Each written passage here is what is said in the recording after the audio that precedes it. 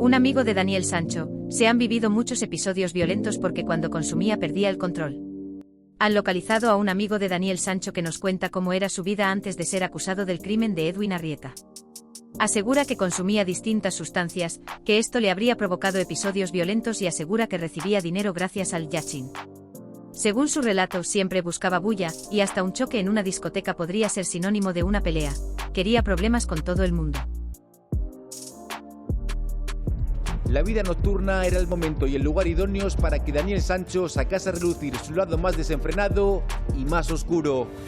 Siempre salía buscando bulla, siempre buscaba pelea. Le describía como una persona con la que salir de fiesta que dormía hasta tarde y que pasaba la noche entera enviando vídeos chorra, se gastaba entre 500 y 800 euros la noche entre alcohol, drogas y después ir a sitios de luces, narraba. Para Daniel, la fiesta era, presuntamente, una excusa perfecta para sacar su ira. A él cualquier cosa le valía para estresarse. Quería problemas con todo el mundo, hasta por chocarse contra él. En mitad de la discoteca, todo el mundo bailando. Si un desconocido chocaba contra su hombro, ya era que estaba buscando pelea. Se han vivido muchos episodios violentos porque cuando consumía perdía el control, aseguraba y relataba uno de ellos cuando, al salir de una discoteca, todo el mundo quería coger un taxi. Vio que llegaba un taxi que había sido llamado por otro señor, él decía que yo soy famoso, tú no eres nadie, tú eres un muerto de hambre. Han habido muchos episodios violentos porque él cuando consumía perdía completamente el control. Hubo un episodio después de salir de fiesta que bueno, todos buscábamos para coger un taxi y nada, él dijo que llegaba un taxi en sí y nada, había sido llamado por otro señor. Se puso en que sí, que porque sí, iba a coger aquel taxi. Él decía que no, es que yo soy famoso, tú no eres nadie, tú eres un muerto de hambre, y voy a coger tu taxi porque me salen los huevos. Él se le puso los cables y cuando le empezó a pegar, puñetazos, patadas, de todo. Lo tuvimos que separar, pues no, él iba a seguir, si no lo dejaba allí en el sitio. Y ya no respondía el tío, ya cuando cayó al suelo, el primer golpe perdió el conocimiento y él seguía pegándole en el suelo.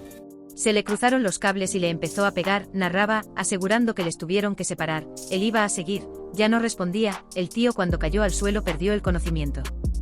Por cosas como esta, no les resultó raro lo ocurrido con Edwin Arrieta.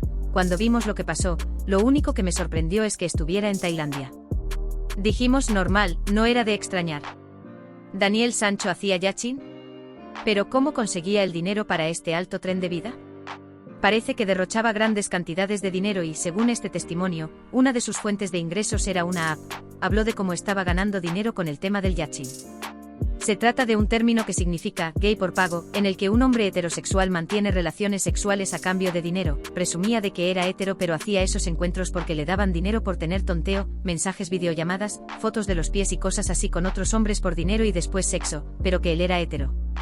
Es más, según este testimonio, presumiría y enseñaría su perfil en una red social en la que se definía como sumiso. Realmente como sumiso.